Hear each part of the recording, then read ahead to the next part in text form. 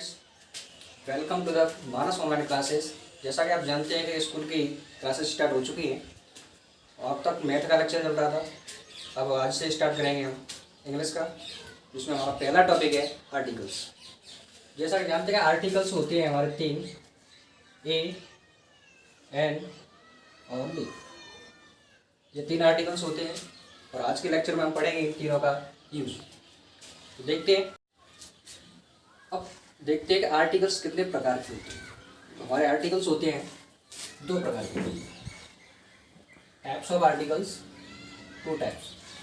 पहला होता है डेफिनेट आर्टिकल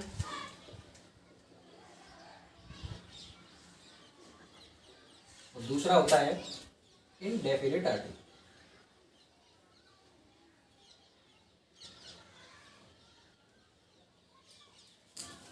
निश्चित और अनिश्चित।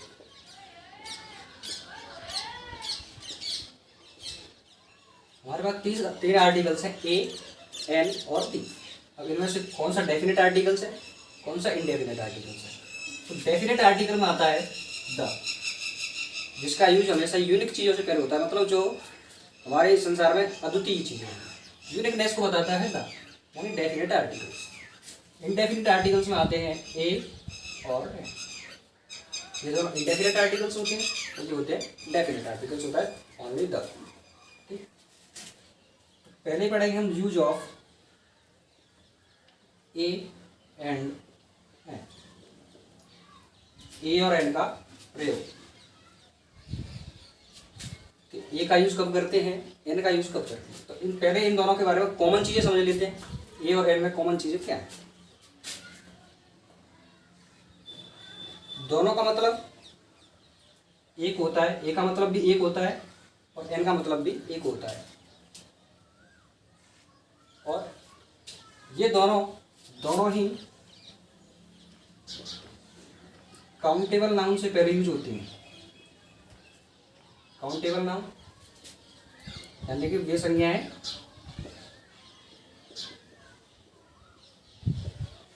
जिन्हें गिना जा सके,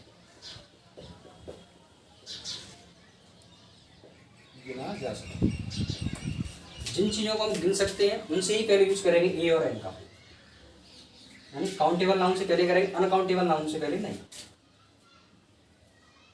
एक और कॉमन फैक्टर इनका कि दोनों का उपयोग यानी दोनों का यूज एक वचन संज्ञा से पहले होता है। एक वचन संज्ञा, जैसे हमने लिख दी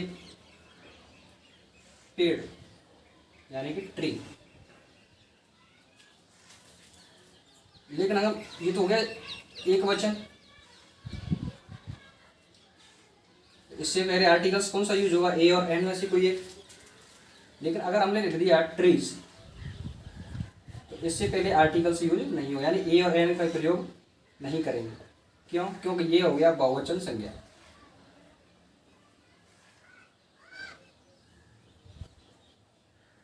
अब एक वचन संज्ञा और बहुवचन संज्ञा, तो एक वचन संज्ञा से पहले उपयोग करेंगे ए और एन का। तो ये कुछ कॉमन फैक्टर थे। ए और एन का मतलब होता है एक, दोनों का यूज काउंटेबल नाउन से पहले करेंगे और दोनों एक वचन संज्ञा से पहले यूज करेंगे। ये तो हो गए इनके कॉमन फैक्टर। अब इनको पढ़ते हैं अलग अलग, ए और एन का, यानी ए का यूज कब करते हैं और एन का यूज कब करते हैं।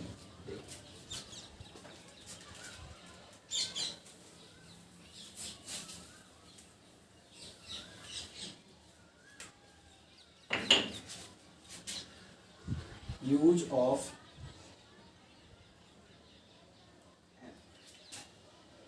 या यूज ऑफ, हाँ पहले एन का पढ़ लेते, या एन का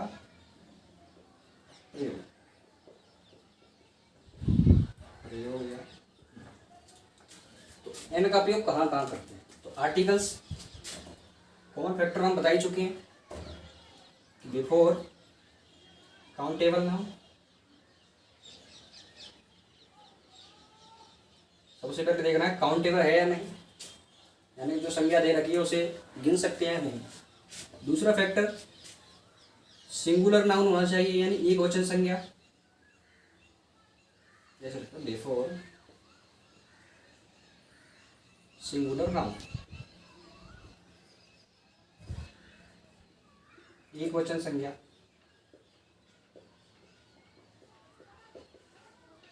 से पहले यहाँ वह संज्ञा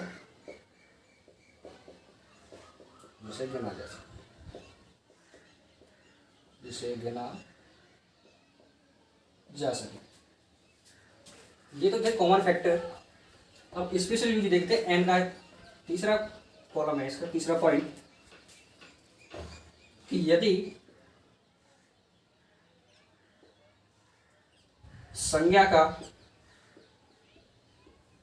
हिंदी उच्चारण, हमेशा हिंदी उच्चारण देखेंगे, हिंदी उच्चारण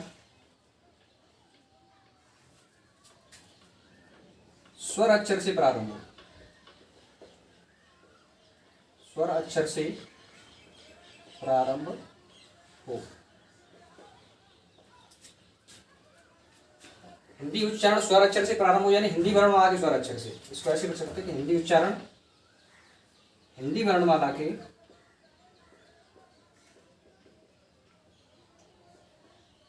स्वर अक्षर से प्रारंभ हो।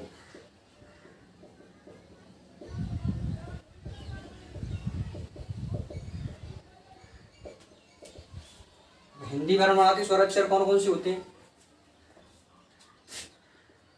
अ, आ, यहाँ से लेकर तक, छोटी एन और बड़ी एन तक, ये होते हैं हिंदी वर्णमाला के स्वर। अगर उच्चारण करें जैसे हम किसी भी शब्द का, यानी किसी भी संज्ञा का उच्चारण करें और उसका उच्चारण अ, आ, ए, ई यानी स्वर अक्षरों से प्रारंभ हो तो उपयोग करते हैं हम एन का प्रयोग करते हैं। कुछ एग्जाम्पल देखते हैं। जैसे मैंने लिखा आवर, ये लिख दिया एरोप्लेन, ये लिख दिया ऑनेस्ट मैन, ये लिख दिया एलिफेंट। ये कुछ एग्जाम्पल। अब इनके पहले देखते हैं कैसे। पहले देखेंगे तो before countable noun hour, hour का मतलब होता है घंटा। घंटा काउंटेबल है या नहीं? घंटे गिन सकते हैं, 1 घंटे 2 घंटे 3 घंटे बाकायदा गिन सकते हैं।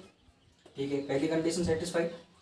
दूसरा है बिफोर सिंगुलर नाउन आवर, इक्वचन संज्ञा या बहुवचन। आवर का मतलब होता है घंटा, इक्वचन संज्ञा है। अगर इसी को ऐसे लिख दें आवर्स, घंटे, तो ये बहुवचन संज्ञा में हो जाएगा, इससे पहले आर्टिकल यूज नहीं होगा। आवर एकवचन संज्ञा है, ठीक है, ये भी सेटिस्फाई। तीसरी कंडीशन, यदि संज्ञा का हिंदी उच्चारण हिंदी वर्णमाला के स्वर अक्षर से हो। अब इसका हिंदी उच्चारण देखेंगे। हिंदी उच्चारण इसका क्या होता है? आवर, आवर नहीं आवर होता है। अब आवर में पहला अक्षर बड़ा आ रहा है जो कि क्या है? हिंदी वर्णमाला का स्वर अक्षर है।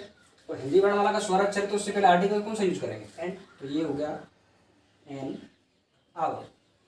दूसरा देखते हैं एरोप्लेन। एरोप्लेन का मतलब क्या होता है? हवाई जहाज।